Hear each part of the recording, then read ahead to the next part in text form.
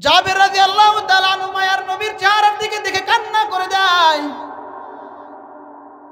মায়ার নবীর চেহারার দিকে তাকানোর আর কোনো কায়দা নাই। মায়ার নবীর চেহারার বড় করুণ অবস্থা, বড় ক্ষুধার যন্ত্রণায় উপর থেকে রোদের তাপ।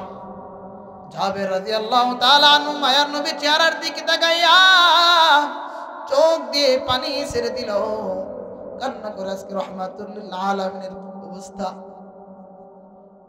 জাবের রাদিয়াল্লাহু তাআলা আনহু রাসূল করিম সাল্লাল্লাহু আলাইহি ওয়াসাল্লামের কাছে এসে বললেন, ইয়া রাসূলুল্লাহ, ইয়া হাবিবাল্লাহ, আমাকে একটু ছুটি দেওয়া যায় কিনা? সামান্য একটু সময়ের জন্য ছুটি দেন। বলে কেন? বলে একটু প্রয়োজন আছে।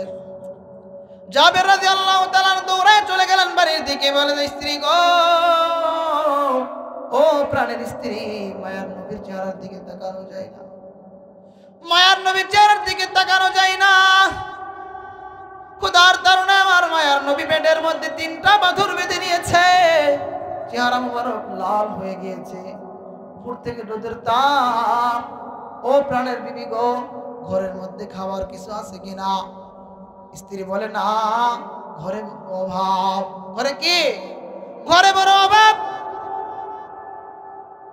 ঘরের মধ্যে খাবারের মতো তেমন কিছু নাই। ঘরের মধ্যে সামান্য একটু আটা আছে, যা দিয়ে মাত্র কয়েকটা রুটি হবে। জাবের রাদিয়াল্লাহু তাআলা আনহু বলেন, ও স্ত্রী, এই আটাগুলো দিয়ে তুমি রুটি বানানোর একটা প্রস্তুতি নিতে থাকো, আর আমাদের বাড়িতে একটা ছোট্ট ছাগল আছে, বকরি আছে, এটা আমি জবাই করে দিয়ে যাই। এদিকে স্ত্রী রুটি বানানোর প্রস্তুতি নিচ্ছে, ওদিকে জাবের রাদিয়াল্লাহু তাআলা আনহু ছোট্ট ছাগলের এই বাচ্চাটা জবাই করে একটু প্রসেস করে দিয়ে গেল। দৌড়ায় চলে যায় খন্দকের ময়দানে। যা বলে, ইয়া রাসূলুল্লাহ, ইয়া হাবিবাল্লাহ, ও মায়ার নবী, আমি জানি আপনি এই বরকতময় সময়, এই বরকতপূর্ণ স্থান দেখে আপনি যাবেন না। ও মায়ার নবী, তারপর আমি বলতে চাই, ও মায়ার নবী, আপনার চেহারার দিকে তাকাই আমার আর ভালো লাগলো না। বাড়িতে ছুটে গিয়েছিলাম, বিবিকে বললাম, ফাসুবহানাল্লাযী লা ইহসা ইমতিনানুহু বিল লিসানি ওয়ালা বিল কলম ونشهد أن لا إله إلا الله وحده لا شريك له لا ضد له ولا ند له ولا مثل له ولا مثيل له ونشهد أن سيدنا وسندنا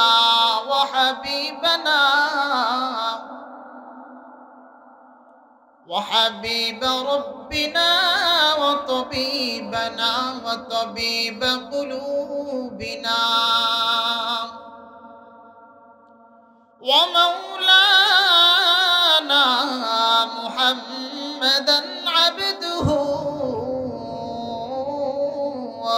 ورسوله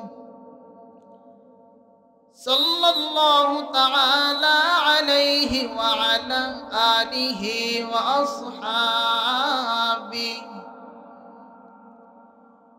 وأصحابه وبارك وسلم تسليما كثيرا كثيرا. أما بعد، فأعوذ بالله من الشيطان الرجيم.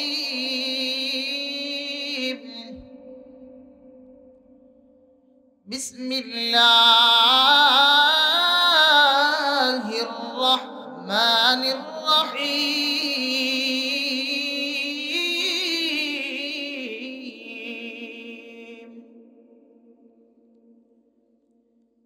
يا أيها الذين آمنوا اتقوا الله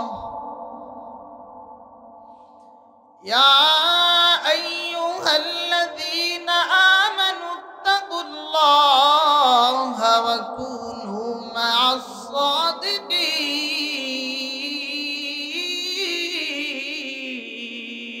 الصادقين صدق الله المولانا العظيم وصدق رسوله النبي الكريم ونحن على ذلك لمن الشاهدين والشاكرين والذاكرين والحمد لله رب العالمين मैं दूर हो मजबूर हो ऐ सैयद आलम मैं दूर हो मजबूर हो ऐ सैयद आलम दीदार दिखा दे तू नहीं आवाज सुना दो दीदार दिखा दे तू नहीं आवाज सुना दो उल्फत में बराबर के वफा हो के जफा हो उल्फत में बराबर के वफा हो के जफा हो हर चीज में लज्जत है अगर दिल में मजा हो हर चीज में लज्जत है अगर दिल में मजा हो तकबीर में कलमा में नमाज़ों में अज़ा में तकबीर में कलमा में नमाज़ों में अज़ा में है नाम इलाही से मिला नाम मुहम्मद है नाम इलाही से मिला नाम मुहम्मद फरमाते हैं आदम के मुझे खुल्द तरी में लिखा हुआ तो बाप मिला नाम मुहम्मद लिखा हुआ तो बाप मिला नाम मुहम्मद है मीम में महबूब मतलब को इशारा है मीम में महबूब मतलब को इशारा फिर क्यों न हो महबूब खुदा नाम मुहम्मद फिर क्यों न हो महबूब खुदा नाम मुहम्मद मुहम्मद ने आकर कुफ्र को मिटाया कुफ्र को मिटाकर सदाकत बताया शकुल जिक्र करी ला इलाहा जोरे ला इलाहा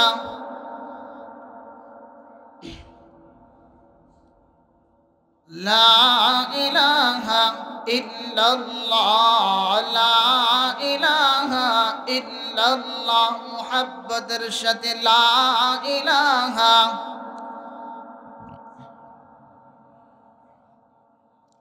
ला इलाहा इल्लल्लाह ला इलाहा बहु दूरे मदीना केमने जाबो जानी ना बहु दूरे मदीना केमने जाबो जानी ना दयाल अल्लाह दया करो पूरा मोनिर बाशोना ला इलाहा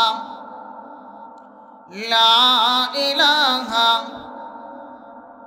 ला इलाहा इल्लल्लाह ला इलाहा इल्लल्लाह এই কালেমা মানবে যারা কাজে লাগবে মরণ বেলা। মরণ বেলায় কালেমা লাগবে নি? লাগবে। জিকির জোরে কেন করি না? এই কালেমা মানবে যারা কাজে লাগবে মরণ বেলা। এই কালেমার রৌশনীতে কবর হবে উজালা। লা ইলাহা লা ইলাহা ইল্লাল্লাহ লা ইলাহা ইল্লাল্লাহ লা ইলাহা লা ইলাহা ইল্লাল্লাহ মুহাম্মাদুর রাসূলুল্লাহ সাল্লাল্লাহু আলাইহি ওয়াসাল্লাম। জিকির করলে খুশি হয় কে? আরো জোরে বলেন, খুশি হয় কে? আর জিকির না করলে খুশি হয় কে? তাহলে খুশি করব কাকে? আল্লাহকে। মাশাআল্লাহ, মারহাবা। হ্যাঁ, অনেক সময় অনেকে বিরক্ত হয়ে যায়। আলোচনায় গেলে পরে, মাহফিলে গেলে পরে, জুমার নামাজে গেলে পরে হুজুর একটু পরে পরে বলেন না জোরে জোরে আলহামদুলিল্লাহ সুবহানাল্লাহ। অনেকে বিরক্ত হয়। বাবা, বিরক্ত হওয়ার জায়গা না রে বাবা। আল্লাহ আল্লাহ নাম জবানে জপতে থাকবেন, খুশি হবে কে? আল্লাহ। আপনি যখন এই জবান দ্বারা ওই মালিকের কৃতজ্ঞতা পোষণ করবেন, তার বরত্বের ঘোষণা করবেন, তার নামে গুণগান গাইবেন, আল্লাহ তাআলা খুশি হবে। আর এর সাথে সাথে শয়তান নারাজ হতে থাকবে। হ্যাঁ, তাহলে সদা সর্বদা আমরা কাকে খুশি করব? আল্লাহকে। আল্লাহ তাআলা আমাদেরকে কবুল করুক। দক্ষিণ চৌবাড়িয়া যুব সমাজের উদ্যোগে ৫ম বার্ষিক ওয়াজ মাহফিল। আজকের মাহফিলে আমাদের প্রধান মেহমান যিনি আছেন, প্রধান অতিথি, প্রখ্যাত আলেমে দ্বীন, বরেণ্য ইসলামী চিন্তাবিদ শেখুল হাদিস আবু বকর আব্দুল হাই মিশকাত সিদ্দিকী সাহেব। আরও আছেন আলহাজ হাফেজ মাওলানা মুফতি রিজাউল করিম সাহেব। এছাড়াও যারা যারা আলোচনা করেছেন, আল্লাহ তাআলা ওই আলোচনা থেকে আমাদেরকে শিক্ষা নিয়ে ওই অনুযায়ী আমল করার তৌফিক দান করুন। সকলে বলেন আমিন। এবং এখনো যারা আলোচনা করেন নাই, আমি অধমের পরে তারা আসবেন ইনশাআল্লাহ। আমি অধম আপনাদের কাছে আরজ করব, দীর্ঘ সময় একটু এসেই পড়েছেন ধৈর্য ধরে। বড় মাপের আলেম আবু বকর আব্দুল হাই মিশকাত সিদ্দিকী সাহেব, বড় মাপের আলেম, জবরদস্ত বুজুর্গ। আশা রাখবো আপনারা ধৈর্য সহকারে বসে থেকে হুজুরের সোহবাত নিয়ে, হুজুরদের নসিহত পরিপূর্ণ শুনে আজকে আমরা এখান থেকে যাব। ঠিক আছে ইনশাআল্লাহ? মাহফিলের শেষ পর্যন্ত কে কে থাকবে? একটু মালিক হাত উঁচা করে দেখাই না। আল্লাহু আকবার। আল্লাহ তাআলা আমাদেরকে কবুল করুক। সকলে বলেন আমিন। ঘুরিয়ে পেঁচিয়ে সর্বশেষ কোরআন হাদিসকে আঁকড়ে ধরতে হবে, ওলামা ইকরামের সান্নিধ্য অর্জন করতে হবে।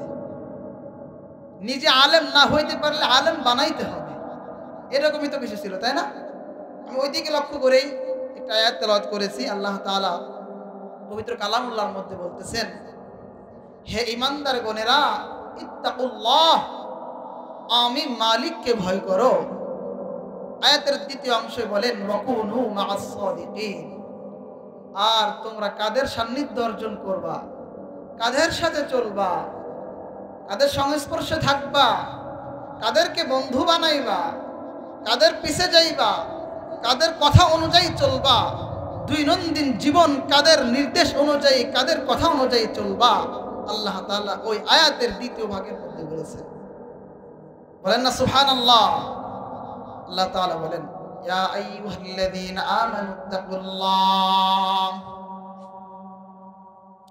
ইয়া আইয়ুহাল্লাযীনা আমানুত্তাকুল্লাহ ওয়া কুনু মা'আস সাদিকিন।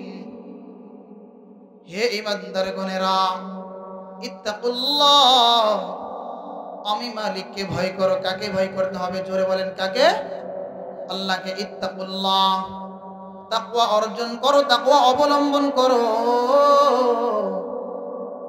তাকওয়ার নামই হলো আল্লাহকে ভয় করার নামই হলো তাকওয়া অবলম্বন করা। আমি যদি আল্লাহকে ভয় করি, আমি যদি আমার সৃষ্টিকর্তাকে ভয় পাই, এটাকেই বলা হয় তাকওয়া অর্জন করা। ভয় তাহলে কাকে করব? আল্লাহকে। ওয়াকুনু মা'আস সাদিকিন, এ দুনিয়ার মানুষেরা, ওয়াকুনু মা'আস সাদিকিন, তোমরা সত্যবাদীদের সঙ্গে হও। কাদের সঙ্গে? সত্যবাদীদের সঙ্গে। ওয়াকুনু মা'আস সাদিকিন, তোমরা সত্যবাদীদের সঙ্গে হও। ও বেলগাছির মানুষ, এবার বলেন সত্যবাদী কারা, এটা জানার প্রয়োজন আছে কি নাই? আছে? জোরে বলেন আছে কি নাই? আপনারা যতক্ষণ হা না বলবেন ততক্ষণ বুঝবো যে আমার আলোচনা আপনারা বুঝতেছেন বা ভালো লাগতেছে। আর যখন চোখ মুখ বুঝে থাকবেন তখন তো এটা মনে করাই স্বাভাবিক, আলোচনা বুঝতেছেন না, ভালো লাগতেছে না, তাই না?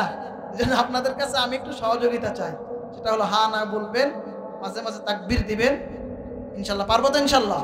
ওয়াকুনু মা'আস সাদিকিন, আল্লাহ বললেন সত্যবাদীদের সঙ্গী হও। সত্যবাদী কারা, এটা জানার প্রয়োজন আছে কি নাই? সত্যবাদী জানতে হইলে, কারা সত্যবাদী জানতে হইলে চলে যাইতে হবে নবীর যুগে। নবীদের যুগে সব থেকে সত্যবাদী হলো পয়গম্বররা, নবীরা। হ্যাঁ, নবীরা যখন ছিলেন ওই যুগে সব থেকে সত্যবাদী ছিলেন নবীরা। আচ্ছা, নবীরা চলে গেলেন, জমিন থেকে বিদায় নিয়ে চলে গেলেন। তারপরে হলো সাহাবায়ে কেরাম। নবীরা জমিন থেকে চলে যাওয়ার পরে সব থেকে সত্যবাদী হলো কারা? সাহাবায়ে কেরাম। সাহাবায়ে কেরাম জমিন থেকে বিদায়, তারপরে সব থেকে সত্যবাদী হলো তাবিঈন, তাবিঈন। তারাও জমিন থেকে বিদায়। সময়ের আবর্তনে বিবর্তনে দুনিয়ার বুকে সব থেকে সত্যবাদী হলো আইম্মায়ে মুজতাহিদিন, তারাও জমিন থেকে বিদায়। তারপরে সব থেকে সত্যবাদী হলো উলামায়ে মুতাকাদ্দিমিন, তারাও জমিন থেকে বিদায়। তারপরে সত্যবাদী হলো উলামায়ে মুতাআখিরিন। আচ্ছা, তারাও তো জমিন থেকে বিদায়। এবার দুনিয়ায় থাকলো হলো উলামায়ে কেরাম। কারা থাকলো? উলামায়ে কেরাম। হে দুনিয়ার মানুষ, সত্যবাদী যদি পাইতে চাও চলে যাও উলামায়ে কেরামের কাছে। এখন দুনিয়ায় কারা আছে? উলামায়ে কেরাম। দুনিয়ার মানুষ যদি সত্যবাদী পাইতে চাও উলামায়ে কেরামের কাছে চলে যাও। কাদের কাছে? উলামায়ে কেরামের কাছে চলে যাও। উলামায়ে কেরাম মিথ্যা কথা বলেন না, মিথ্যা পথে চলেন না। উলামায়ে কেরাম চলে কি অনুযায়ী? কোরআন হাদিস অনুযায়ী তাদের জীবন যাপন করেন। বলেন ঠিক কিনা? যদিও দুই একজন ভুল করবে স্লিপ খেয়ে চলে যায়, ওটা ভাই সাজ, মানে ব্যতিক্রম কিছু। উলামায়ে কেরামের কাছে চলে যাও। উলামায়ে কেরাম মিথ্যা কথা বলেন না, উলামায়ে কেরাম মিথ্যা পথে চলেন না। উলামায়ে কেরাম হলো কোরআন আর সুন্নাহ অনুযায়ী তাদের জীবন যাপন করেন। এটার নামই হলো সুহবত। এটার নাম কি? সুহবত। এই সুহবতের বড় দাম, সুহবতের অনেক দাম। এই জন্য কবি বলে সুহবতে সালেহ তোরা সালেহ গুনাহ, সুহবতে তালেহ তোরা তালেহ গুনাহ। সৎসঙ্গী অর্জন করো রে ভাই। বন্ধু বানাবা তো সৎ লোককে বন্ধু বানাবা, এমন লোককে তুমি বন্ধু বানাইবা। জোহরের সময় হয়ে গেছে, মসজিদ থেকে মুয়াজ্জিন আযান দিচ্ছে, আল্লাহু আকবার, আল্লাহু আকবার, আল্লাহু আকবার, হাইয়া আলাস সালাহ, নামাজের দিকে আসো, হাইয়া আলাল ফালাহ, আল্লাহর দিকে আসো। ও বাবা, তুমি যদি সৎ লোককে বন্ধু বানাও, নামাজি লোককে বন্ধু বানাও, তাহলে নামাজের সময় ডাকবে কি ডাকবে না? ডাকবে। ও বন্ধু, আযান হয়ে গেছে, চলো না মসজিদের দিকে যাই, ওই মালিকের পায়ে সেজদা দিয়ে আসি। বন্ধুকে ডাকবে, ও বন্ধু চলো চৌবাড়িয়া, দক্ষিণ চৌবাড়িয়া যুব সমাজের উদ্যোগে বড় মাহফিলের আয়োজন করে চলো চলো, পীর সাহেব হুজুর আসবে, হুজুরের বয়ান শুনবো। ডাকবে কি ডাকবে না? ও বাবা, যদি বন্ধু বানাও, সৎ লোককে বন্ধু বানাও। ও যুবক ভাই, বন্ধু বানাইলে সৎ লোককে বন্ধু বানাইতে হবে। আর যদি অসৎ লোককে বন্ধু বানাও, মাগরিবের আযান আগে ডাক দিয়ে, বন্ধু আসো। বলে কই যাব? বলে চলো তালতলায় যাই, একটু ক্রাম খেলে আসি। বলে কি বলে না? হ্যাঁ, এক জায়গায় বাসে আড্ডা, বলে বন্ধু চলে আসো। বলে কোথায় যাইবো? অমুক জায়গায় যাবা, মিশন আছে। বলে কি বলে না?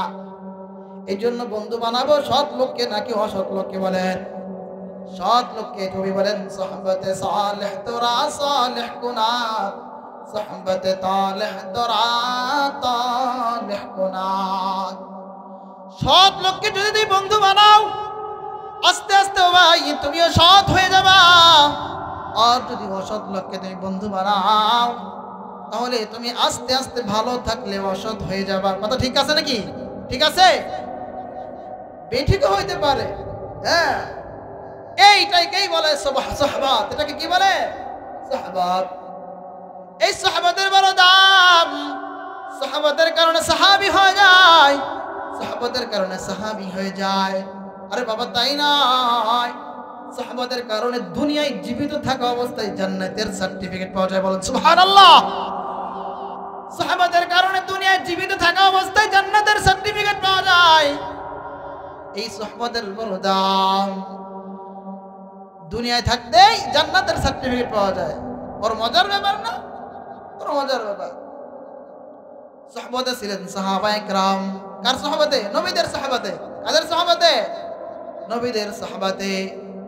অনেকেই বলে বর্তমান সময়ে এসে সাহাবাদের কোনো রাখবে না, কোনো প্রয়োজন নাই। কোরআন হাদিস আছে, কোরআন হাদিস অনুযায়ী চলবে। আলেমের কাছে যাওয়ার প্রয়োজন নাই, পীর সাহেবের কাছে যাওয়ার প্রয়োজন নাই। বলে কি বলে না? হ্যাঁ, পীর বুজুর্গের দরকার নাই, আলেম ওলামাদের দরকার নাই। কোরআন আছে, হাদিস আছে, কোরআন আর হাদিস অনুযায়ী চলবো। একটা এক্সাম্পল দিয়ে বোঝাইতে চাই। বুঝতে চান আপনারা? বুঝতে চান? পুরো ডিফেন্সের আপনার কাছে রয়েছে,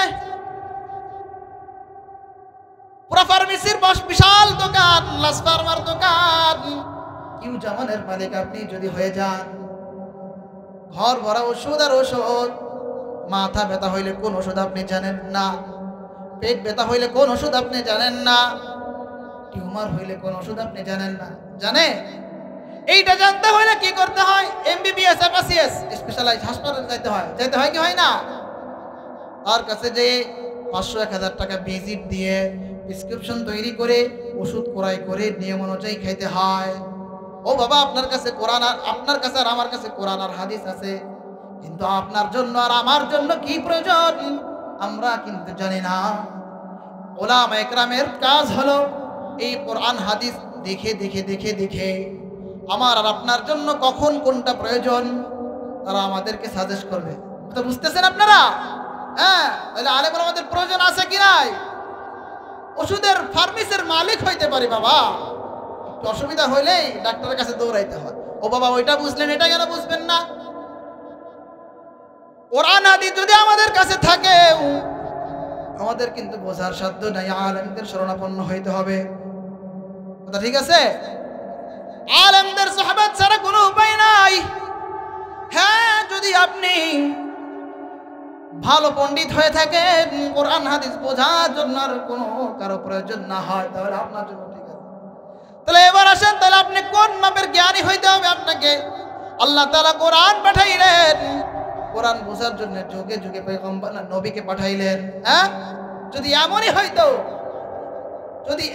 হইতো কোরআন পাঠিয়ে আল্লাহ তাআলা ক্ষান্ত হয়ে যাইতেন, নবীকে পাঠাইলেন কেন? বলেন বাবা, নবীকে কেন পাঠাইলেন?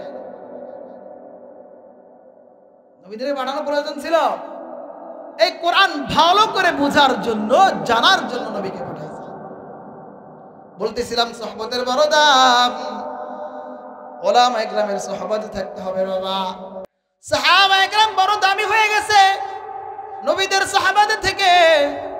ও বাবা, বলতেছিলাম, আচ্ছা বলেন তো দেখি, আমরা যে কোরআন হাদিস পড়ি, সাহাবায়ে কেরাম কি অন্য কোরআন হাদিস পড়তো নাকি? হ্যাঁ, সাহাবায়ে কেরাম যে কোরআন হাদিস পড়তো, আমরাও তো একই কোরআন হাদিস পড়ি রে বাবা। তাবেঈনরা যারা, তারাও যে কোরআন হাদিস পড়তো, আমরাও তো একই কোরআন হাদিস পড়ি।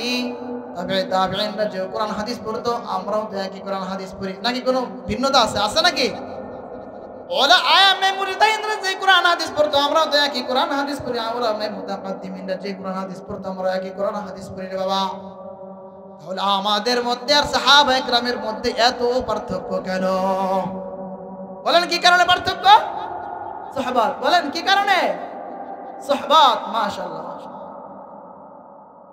সাহাবা একরাম যে কোরআন হাদিস পড়লো, ও বাবা আমরা তো একই কোরআন হাদিস পড়ি, তারপরও কেন এত মর্যাদার পার্থক্য? অনেক পার্থক্য, তাই না? আর একটা এক্সাম্পল দিয়ে বুঝাই। মনে করেন এই মাজলিসে একজন 80 বছরের বৃদ্ধ বাবা আছে। মনে মনে ভাবেন, এই বাবা জীবনের 15 বছর থেকে শুরু করে আজ পর্যন্ত জীবনের একটা ওয়াক্ত নামাজ ছুটে নাই।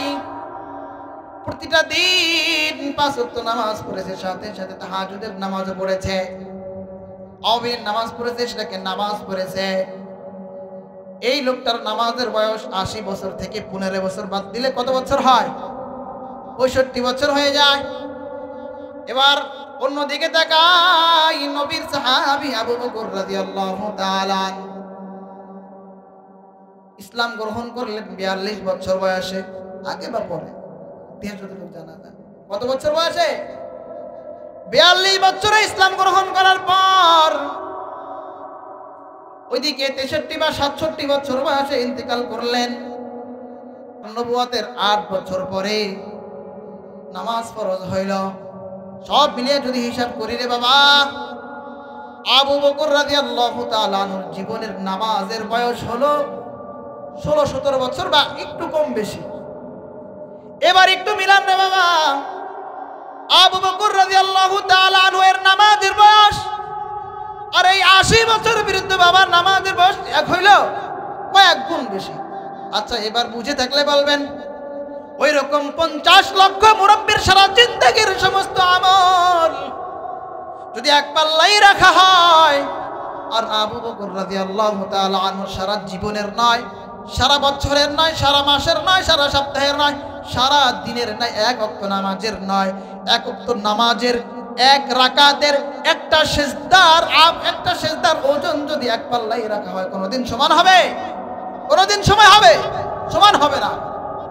50 লক্ষ মুরব্বির সারা জিন্দেগির সমস্ত আমল আর আবু বকর রাদিয়াল্লাহু তাআলা আনহুর জিন্দেগির এক ওয়াক্ত এক রাকাতে একটা সিজদার দাম এর থেকে লক্ষ কোটি কোটি গুণ বেশি। বলেন সুবহানাল্লাহ। এটা কি কারণে? বলেন সাহাবাত, কি কারণে? সাহাবাতে থাকলে কি হওয়া যায়? দুনিয়ায় জীবিত থাকা অবস্থায় 10 জন সাহাবীকে জান্নাতের সার্টিফিকেট দিয়েছে কি দিয়েছে না? দেন নাই? শুধু তাই নাই রে বাবা, আল্লাহ তাআলা ঘোষণা করেন, উহুদের প্রান্তরে যারা হাজির আমি আল্লাহ তাদেরকে মাফ করে দিলাম। বদরের প্রান্তরে যারা হাজির আমি আল্লাহ তাদেরকে মাফ করে দিলাম। খন্দকের প্রান্তরে যারা হাজির আমি আল্লাহ তাদেরকে মাফ করে দিলাম। হ্যাঁ, নবীর সাথে সাথে চলছে, নবী যেই পথে চলছে তারাও এই পথে চলছে। আল্লাহ তাআলা তাদের ক্ষমার ঘোষণা করে দিয়েছে। সুবহানাল্লাহ বলবেন না? একমাত্র সাহাবাদের কারণে। ঘুরে ফিরে একটা কথাই বারবার আসবে, কিন্তু একটু মাঝে মাঝে উদাহরণগুলো দিয়ে বোঝানোর চেষ্টা করবো আপনাদের। আপনারা কি আমার কথা বুঝতেছেন? ঠিক আছে, বুঝলে হা হু বলবেন ইনশাআল্লাহ। দুনিয়ায় জীবিত থাকা অবস্থায় জান্নাতের সার্টিফিকেট দিয়ে দিল, আল্লাহ তাআলা ঘোষণা করে দিলেন উহুদের প্রান্তরে যারা হাজির আমি আল্লাহ মাফ করে দিলাম। বদরের প্রান্তরে যারা হাজির আমি আল্লাহ তাদেরকে মাফ করে দিলাম। খন্দকের ময়দানে যারা হাজির আমি আল্লাহ তাদেরকে মাফ করে দিলাম। কেননা যারা উহুদের প্রান্তরে, উহুদের ময়দানে যারা যুদ্ধে গিয়েছিল, বদরের প্রান্তরে যারা গিয়েছিল, খন্দকের প্রান্তরে যারা গিয়েছিল, তারা তাদের জীবন বাজি রেখে যুদ্ধ করেছে। বলেন সুবহানাল্লাহ। জীবন বাজি রেখে যুদ্ধ করেছে। উহুদ হইল, বদর হইল, খন্দকের যুদ্ধটা কেমন ছিল বাবা? চলেন না একটু বিবরণ দেই, শুনবেন আপনারা? শুনতে চান? খন্দকের যুদ্ধটা বাবা তরবারির যুদ্ধ ছিল না। খন্দকের যুদ্ধটা ছিল পরীক্ষা খননের যুদ্ধ। কিসের যুদ্ধ? পরীক্ষা খননের যুদ্ধ। বাংলাদেশের মাটি অনেক বেশি নরম মাটি।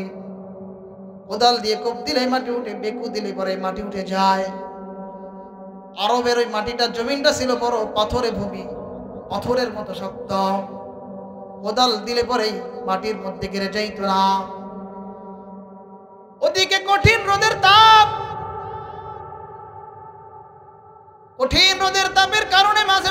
সময় মাথার চান্দিগুলো ফেটে যায়। আল্লাহর রাসূল সাল্লাল্লাহু আলাইহি ওয়াসাল্লাম 10 জন 10 জন করে ভাগ করে দিলাম। ও সাহাবীরা রে, তোমরা 10 জন এই 10 হাত পরীক্ষা খনন করো, তোমরা 10 জন এই 10 হাত খনন করো, তোমরা 10 জন এই 10 হাত খনন করো। কে ভাগ করে দিচ্ছেন? আল্লাহর রাসূল। প্রচন্ড রোদের তাপ, বড় শক্ত জমিন, আল্লাহর রাসূল এদেরকে কাজে লাগায়া দিল। অনেক কষ্ট হয়, কাজ করতে করতে ক্ষুধা লেগে গেছে, উপর থেকে রোদের চাপ আসতেছে, অনেক কষ্ট হয়ে যাচ্ছে। সাহাবায়ে কেরামের চেহারার দিকে আর তাকানো যায় না। একটু পরে সাহাবী এসে বলে, ইয়া রাসূলুল্লাহ, ইয়া হাবিবাল্লাহ, ও মায়ার নবী, কাজ করতে করতে পেটে খিদা লেগে গেছে, অনেক কষ্ট হচ্ছে, আর সহ্য করা যাচ্ছে না রে বাবা। মায়ার নবী আর সহ্য করা যাচ্ছে না, পেটের কাপড়টা উঠাইয়া দেখায়। ও মায়ার নবী, এত ক্ষুধা লেগেছে, ক্ষুধার যন্ত্রণায়, ক্ষুধার কারণে পেটের মধ্যে পাথর বেঁধে নিয়েছি। আল্লাহর রাসূল বলে, ও সাহাবীরা রে, ও সাহাবী, তোমরা হয়তো কেউ ক্ষুধার তাড়নায় পেটের মধ্যে একটা পাথর বেঁধে নিয়েছো, কেউ হয়তো 2টা পাথর বেঁধে নিয়েছো। ও সাহাবীরা রে, আমার দিকে একটু তাকাও। আল্লাহর রাসূল, আমার মায়ার নবী, এইভাবে কাপড়টা উঠাইয়া দেখাইলেন। সকলে 1টা 2টা পাথর বেঁধেছে, আর আমার মায়ার নবী 3টা পাথর বেঁধেছে। কয়টা পাথর? 3টা পাথর বেঁধেছে। দূর থেকে জাবের রাদিয়াল্লাহু তাআলা আনহু তাকাইয়া দেখে। জাবের রাদিয়াল্লাহু তাআলা আনহু মায়ার নবীর চেহারার দিকে দেখে কান্না করে দেয়। মায়ার নবীর চেহারার দিকে তাকানোর আর কোনো কায়দা নাই। মায়ার নবীর চেহারার বড় করুণ অবস্থা, বড় ক্ষুধার যন্ত্রণায়, উপর থেকে রোদের তাপ। জাবের রাদিয়াল্লাহু তাআলা আনহু মায়ার নবীর চেহারার দিকে তাকাইয়া চোখ দিয়ে পানি ছেড়ে দিল, কান্না করে আজকে রাহমাতুল লিল আলামিনের অবস্থা। জাবের রাদিয়াল্লাহু তাআলা আনহু রাসূল করিম সাল্লাল্লাহু আলাইহি ওয়াসাল্লামের কাছে এসে বললেন, ইয়া রাসূলুল্লাহ, ইয়া হাবিবাল্লাহ, আমাকে একটু ছুটি দেওয়া যায় কিনা? সামান্য একটু সময়ের জন্য ছুটি দেন। বলে, কেন? বলে, একটু প্রয়োজন আছে। জাবের রাদিয়াল্লাহু তাআলা দৌড়ে চলে গেলেন বাড়ির দিকে। বলে, স্ত্রী গো, ও প্রাণের স্ত্রী, মায়ার নবীর চেহারার দিকে তাকানো যায় না, মায়ার নবীর চেহারার দিকে তাকানো যায় না। ক্ষুধার কারণে আমার মায়ার নবী পেটের মধ্যে 3টা পাথর বেঁধে নিয়েছে, চেহারা মুবারক লাল হয়ে গিয়েছে, উপর থেকে রোদের তাপ। ও প্রাণের বিবি গো, ঘরের মধ্যে খাবার কিছু আছে কিনা? স্ত্রী বলে, না, ঘরে অভাব। ঘরে কি? ঘরে বড় অভাব। ঘরের মধ্যে খাবারের মতো তেমন কিছু নাই, ঘরের মধ্যে সামান্য একটু আটা আছে, যা দিয়ে মাত্র কয়েকটা রুটি হবে। জাবের রাদিয়াল্লাহু তাআলা আনহু বলেন, ও স্ত্রী, এই আটাগুলো দিয়ে তুমি রুটি বানানোর একটা প্রস্তুতি নিতে থাকো, আর আমাদের বাড়িতে একটা ছোট্ট ছাগল আছে, বকরি আছে, এটা আমি জবাই করে দিয়ে যাই। এদিকে স্ত্রী রুটি বানানোর প্রস্তুতি নিচ্ছে, ওদিকে জাবের রাদিয়াল্লাহু তাআলা আনহু ছোট্ট ছাগলের এই বাচ্চাটা জবাই করে একটু প্রসেস করে দিয়ে গেল। দৌড়ায় চলে যায় খন্দকের ময়দানে। যা বলে, ইয়া রাসূলুল্লাহ, ইয়া হাবিবাল্লাহ, ও মায়ার নবী, আমি জানি আপনি এই বরকতময় সময়, এই বরকতপূর্ণ স্থান থেকে আপনি যাবেন না। ও মায়ার নবী, তারপর আমি বলতে চাই, ও মায়ার নবী, আপনার চেহারার দিকে তাকাই আমার আর ভালো লাগলো না। বাড়িতে ছুটে গিয়েছিলাম, বিবিকে বললাম, প্রাণের নবীর জন্য, মায়ার নবীর জন্য একটু নাস্তার ব্যবস্থা করো, একটু খাবারের ব্যবস্থা করো, একটু আপনার জন্য রুটির ব্যবস্থা করা হয়েছে। ও মায়ার নবী, আপনি যদি একটু আমার বাড়িতে মেহমান হয়ে যাইতেন, আমি বড্ড খুশি হইতাম। কে বলতেছেন? কে বলতেছে? হযরত জাবের রাদিয়াল্লাহু তাআলা। আল্লাহর রাসূল সাল্লাল্লাহু আলাইহি ওয়াসাল্লাম এই কথা শোনার পরে বলতেছে, ইয়া আহলা খন্দক, ইন্না জাবিরান ক্বাদ সানাআ লাকুম তাআমান হাইয়া আলাল বিকুম। এই খন্দকের অধিবাসীরা, চলো জাবেরের বাড়িতে যাই। জাবের আমাদের জন্য খাবারের আয়োজন করেছে, আমাদের জন্য শাহী খাবারের আয়োজন করেছে। জাবের রাদিয়াল্লাহু তাআলা আনহু কি বলছিলেন? আপনি সহ হাতে গোনা কয়েকজন। আর আল্লাহর রাসূল বললেন, ইয়া আহলা খন্দক, গভীর মনোযোগ দিয়ে শুনবেন। আল্লাহর রাসূলের সাহাবা একরামের প্রতিটা ঘটনার মধ্যে অনেক শিক্ষণীয় বিষয় আছে। বললেন, ইয়া আহলা খন্দক, হে খন্দকের অধিবাসীরা, ইন্না জাবিরান ক্বাদ সানাআ লাকুম তাআমান, জাবের তোমাদের জন্য খাবার আয়োজন করেছে। জাবের রাদিয়াল্লাহু তাআলা কঠিন পেরেশানিতে হয়ে গেলেন, পেরেশানিতে পড়ে গেলেন। মায়ার নবীকে আমাকে লজ্জা দিবেন নাকি? আমি বললাম, মায়ার নবী, আপনি সবার কয়েকজন সাহাবী আসবেন, এখন থেকে পুরো খন্দকের লোকরা আমার বাড়িতে যাওয়ার জন্য প্রস্তুতি নেয়। জাবের রাদিয়াল্লাহু তাআলা দৌড়ায় বিবির কাছে যায়, বলে, বিবি গো, বড় সর্বনাশ হয়ে গেছে। বলে, কি হয়েছে? বলে, আল্লাহর রাসূলকে বলেছিলাম আপনি সহ কয়েকজন সাহাবী আমার বাড়িতে মেহমান হবেন, কিন্তু মায়ার নবী তো পুরা খন্দকের সমস্ত লোক নিয়ে আমার বাড়িতে রওনা হয়ে গেছে। বিবি আবার জিজ্ঞাসা করে, প্রাণের স্বামী, তুমি কি বিষয়টা ভালো করে খুলে বলো নাই? বলেছি। তারপরে আল্লাহর রাসূল সমস্ত সাহাবীদেরকে নিয়ে আসতেছেন। এবার স্ত্রী বলে, খেয়াল করবেন, খুব গুরুত্বপূর্ণ একটা পয়েন্ট। এবার স্ত্রী কি বলে জানেন? স্ত্রী বলতেছে, ও প্রাণের স্বামী, তুমি যদি বাস্তবে এই সমস্ত ঘটনা মায়ার নবীর কাছে খুলে বলে থাকো, তারপরেও যদি আল্লাহর রাসূল সাল্লাল্লাহু আলাইহি ওয়াসাল্লাম সমস্ত খন্দকের লোকদেরকে নিয়ে আসে, আজকে একটা মুজিজা দেখা যাবে, একটা নবীর কারিশমা দেখা যাবে, নবীর মুজিজা দেখা যাবে। কে বলতেছে? বিবি বলতেছে। কে বলতেছে? বিবি বলতেছে, স্ত্রী বলতেছে। পর্দার অন্তরালের মা ও বোনেরা, এখান থেকে আমাদের শিক্ষণীয় বিষয় হলো, আল্লাহ রাসূল সাল্লাল্লাহু আলাইহি ওয়াসাল্লাম হাদিসের মধ্যে বলেছেন, উম্মতের অধিকাংশ নারীরা যেই কারণে জাহান্নামে যাবে, তার অন্যতম একটা কারণ হলো অকৃতজ্ঞ।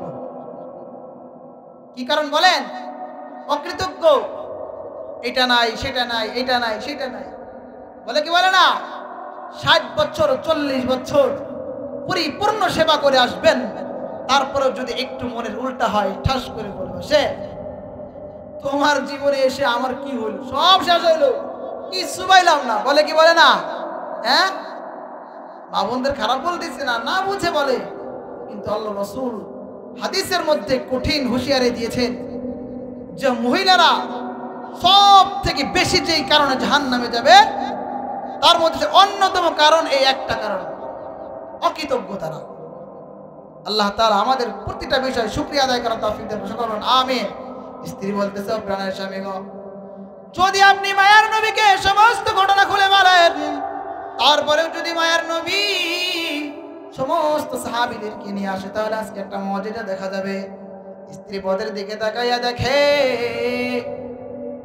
সারি সারি লোক, হাজার হাজার লোক তার বাড়ির দিকে রওনা, কিন্তু তারা সাহস হারাচ্ছে না, বুকে সাহস নিয়ে আল্লাহর উপর ভরসা করে বসে আছে। মায়ার নবী এসে বলেন, ও জাবের, ওই আটার খামির আর একটু দাও। আল্লাহ রাসূল সাল্লাল্লাহু আলাইহি ওয়াসাল্লাম ওই আটার মধ্যে বিসমিল্লাহ বলে একটু বরকত দিয়ে দিল, বলে নিয়ে যাও, রুটি বানানো শুরু করো। গোস্তের পেয়ালাটা আনো, আল্লাহর রাসূল বিসমিল্লাহ বলে ফু দিয়ে দিলেন, যাও ঘরের মধ্যে নিয়ে যাও। এখান থেকে বাবারা, দক্ষিণ চৌবাড়িয়ার মুরব্বী বাবারা, যুবক ভাইয়েরা, অনেক সময় উলামায়ে কেরামের কাছে একটু পানি নিয়ে যায় কি যায় না? যায়। পীরের দরবারে একটু পানি নিয়ে যায়, একটু তেল নিয়ে যায়, হুজুর একটু ফু দিয়ে দেন। অনেকে এটাকে আবার খারাপ নজরে দেখে, দেখে কি দেখে না? একটু বেশি পণ্ডিতগিরি করতে যায়। বাবা না, ওই যে দেখেন শিক্ষণীয় ঘটনা, আল্লাহ রাসূল বিসমিল্লাহ বলে ফু দিয়ে দিলেন, বরকত বেড়ে গেল। উলামায়ে কেরাম হলো নবীদের ওয়ারিস, ইন্নাল উলামা ওয়ারাসাতুল আম্বিয়া, উলামায়ে কেরাম হলো নবীর ওয়ারিস। এখন একটা পানিতে যদি কোনো হক্কানি আলেম আমলি আলেম, কোরআনওয়ালা সাহিবুল কোরআন, হাদিসওয়ালা সাহিবুল হাদিস যদি ফু দিয়ে যায়, ওই পানি যদি কেউ আল্লাহর উপর ভরসা করে বিসমিল্লাহ বলে পান করে, তাহলে রোগ নিরাময় হওয়ার সম্ভব আছে কি নাই? অবশ্যই আছে। আল্লাহ রাসূল ফু দিয়ে দিলেন, বরকত বেড়ে গেল। মাত্র হাতে গোনা কয়েকটা রুটি হওয়ার কথা। ওদিকে জাবের রাদিয়াল্লাহু তাআলা আনহুর স্ত্রী রুটি বানাইয়া দেয়। আল্লাহর রাসূল নিজে হাতে এইভাবে রোল বানিয়ে রুটির মধ্যে গোশত দিয়ে একজন সাহাবীর হাতে ধরাইয়া দেয়। একজন যায়, দুইজন যায়, তিনজন যায়, 100 যায়, 200 যায়, 300 যায়, 500 যায়, 1000 চলে যায়। মতান্তরে 1000, 2000, 3000 এর একটা মত আছে। খন্দকের যুদ্ধে কতজন লোক ছিল? সমস্ত লোক চলে গেল। আল্লাহর রাসূল নিজ হাতে সকলের খাবার বন্টন করলেন। এবার ডাক দিয়ে বলে, জাবের আসো এবার আমরা খেয়ে নেই। জাবের রাদিয়াল্লাহু তাআলা আনহু নিজেও খাইলেন, মায়ার নবীও খাইলেন। মায়ার নবী বলেন, ও জাবের, যাও এই গোশতের পাত্রটা ঘরের মধ্যে নিয়ে যাও। জাবের রাদিয়াল্লাহু তাআলা আনহু বলেন, খোদার কসম করে বলি, এই পাত্রের মধ্যে যতটুকু গোশত ছিল সমস্ত খন্দকবাসী খাওয়ার পরেও একটু কমে নাই। বলেন সুবহানাল্লাহ। বরকতদার মালিক কে? এ দুনিয়ার যুবক ভাইরা, ও মুরব্বী বাবারা, বরকত খুঁজেন কোথায়? নবীর কথায় বরকত, নবীর পথে বরকত, নবীর চলাই বরকত। হ্যাঁ, নবীর কথা অনুসরণ করো, নবীর পথ অনুসরণ করো, বরকতের শেষ হবে না। একটু এক্সাম্পল দিয়ে বুঝাই রে বাবা। 2 লক্ষ টাকা, 3 লক্ষ টাকা মাসে ইনকাম করে, ঘরের মধ্যে শান্তি নাই। মাসের পরে মাস ঋণ, এটার পরে ওটা, আছে কি নাই? মনের মধ্যে শান্তি নাই। ওই যে মহল্লা অজপাড়া গ্রামের মধ্যে বাসতলায় দেখেন ইমাম সাহেবের বেতন মাত্র 5 থেকে 7,000 টাকা। অনেকে আবার এটা নিয়ে ট্রোল করে, করে কি করে না? করে। এই যে একজন আলেমের দিকে তাকাইয়া দেখেন, আল্লাহ তাআলা বরকত দিয়ে ভরপুর করে দিয়েছেন। তার চলার দিকে তাকান, তার পোশাকের দিকে তাকান, তার খাওয়ানোর দিকে তাকান। বরকত দেওয়ার মালিক কে? সকলে জোরে বলেন না, বরকত দেওয়ার মালিক কে? আল্লাহ। বরকত কোথায় খুঁজি আমরা? নবীর কথায় বরকত, নবীর আদর্শে বরকত। এই জন্য সুহবত অর্জন করতে হবে উলামায়ে কেরামের, নবী ওয়ালাদের। যে আলেমের মধ্যে কোরআন হাদিস নাই, আমরা তাদের কথা বলতেছি না। মূলত মানতে হবে আল্লাহ, আল্লাহর রাসূলকে, তাই না? কথাটা একটু বোঝার চেষ্টা করবেন। মূলত কাকে মানবো? আল্লাহ, আল্লাহর রাসূলকে। আল্লাহ তাআলা আছেন, বিরাজমান, সদা সর্বদা থাকবেন। আল্লাহর রাসূল তো নাই, কাদেরকে মানবো? আল্লাহর রাসূল হাদিসের মধ্যে স্পষ্ট বলে দিয়েছেন, আনা খাতামুন নাবিয়্যিনা লা নাবিয়্যা বা'দি, আমি শেষ নবী, আমার পরে আর কোন নবী আসবে না। ইন্নাল উলামা ওয়ারাসাতুল আম্বিয়া, উলামায়ে কেরাম হলো নবীর ওয়ারিস। এটা কার কথা? নবীর কথা। কার কথা? নবীর কথা। তাহলে এবার আসেন, মূলত মানবো আমরা আল্লাহ, আল্লাহর রাসূলকে, তাই না? আল্লাহ, আল্লাহর রাসূলের পথ ও মতেই সমস্ত রকম বরকত। কারো যদি আদর্শ হিসাবে, আইডল হিসেবে গ্রহণ করতেই চাই, আল্লাহর রাসূলের আদর্শকে গ্রহণ করব, ঠিক আছে ইনশাআল্লাহ। নেতা যদি কাউকে মানতেই চাই, আল্লাহর রাসূলকে মানবো, তাই না? একমাত্র আমার আর আপনার আদর্শ হবে আল্লাহর রাসূলের আদর্শ। রোনালদোকে আইডল মানা যাবে? মেসি, নেইমার, খবরদার বাবা। খাসিরাত দুনিয়া ওয়াল আখিরাহ, দুনিয়া বরবাদ, আখিরাতও বরবাদ। নেতা যদি মানতে চাই, আল্লাহর রাসূলকে নেতা মানবো। নেতা তাহলে কে? আল্লাহর রাসূল। আল্লাহর রাসূল, আল্লাহর রাসূল নাই, উলামায়ে কেরামের সুহবতে থাকতে হবে। তাই বলে এটাই নয়, অনেকে ভুল বুঝতেও পারে, হুজুর যাই বলবে তাই মানব না বাবা। যে আলেম যতক্ষণ পর্যন্ত কোরআন হাদিস অনুযায়ী চলে, কোরআন হাদিস থেকে কথা বলে, ততক্ষণ পর্যন্ত মানবে, তাই না? এটা তো আমরা এখন সকলেই বুঝি, সকলেই বুঝি।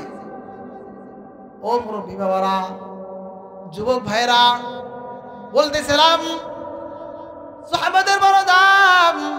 সাহাবায়ে কেরামের এই যে ঘটনা, যখন 1000 2000 চলে গেল, এখনো খাবার শেষ হয় না, এখনো খাবারে এত পরিমাণ বরকত, আগে যেই পরিমাণ খাবার ছিল তার থেকে একটু কমে নাই। হ্যাঁ, সাহাবাতে ছিলেন সাহাবায়ে কেরাম, ওমর রাদিয়াল্লাহু তাআলা আনহু কান্না করতে করতে করতে করতে, অথচ দুনিয়া থেকে জান্নাতের সার্টিফিকেট পাইছিলেন কিনা? হ্যাঁ মোহতারাম হাজিরিন, সাহাবাত কাদের সাহাবাতে থাকতে হবে বর্তমান সময়ে? উলামায়ে কেরাম সাহাবাত। কাদের সাহাবাতে? উলামায়ে কেরাম সাহাবাত। সাহাবাদের কারণে সাহাবী হয়ে গিয়েছে, সাহাবাদের কারণে দুনিয়া থাকতে জান্নাতের সার্টিফিকেট পেয়েছেন। দুনিয়ায় সদাকত মে তেরা নাম রহেগা, दुनियाए सदाकत में तेरा नाम रहेगा, सिद्दीक तेरा नाम से इस्लाम रहेगा,